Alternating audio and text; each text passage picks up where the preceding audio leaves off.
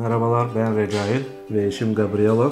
Bulgaristan'dan geldik Anka'ya. TikTok'tan birkaç videosunu izledim. Karar verdim onu aramaya ve İstanbul'a atladık geldik. Çocuğumda gerileme vardı. Bebek şişesinden su içiyordu. Bisiklet kullanamıyor. Oynama sorunları vardı. Ama Anka'yla hepsi çok iyi oldu. Преди да дойдем в Анка, Даниел имаше много проблеми в държанието. Когато излезем някъде на разходка, беше много трудно, защото постоянно викаше, крещеше, дърпаше се. Тук учителите, когато работят с него, вече е по-спокоен, повече ни слуша, има повече контрол над себе си, благодаря за което на училищите на Анка, защото е едно страхотно място, което повече деца, според мен, трябва да видят и да получат помощ от тук, от учителите. Daniel biraz agresifti. Çok bağırıyordu. Bizi dinlemiyordu. Şu an dinliyor bizi. Bağırmıyor. Davranışları çok iyi. Bir yere çıkabiliyoruz onunla. Eskiden çıkamıyorduk. Bisiklet kullanıyor. Çok iyi. Да съм майка на Даниел е прекрасно чувство, защото той е едно страхотно дете, момче, което всеки път, когато го погледна, ме кара да се усмихвам, а особено тук в Анка, с неговите успехи, ме кара да се чувствам страхотно, защото виждам, че той има потенциал, но просто има нужда от малко помощ и от семейството си, от подкрепа. Аз и баща му винаги ще бъдем до него, но много се радвам, че има хора, учители като тук, които ще ни помагат в тези много трудни моменти, ще помагат на нас и на децата ни.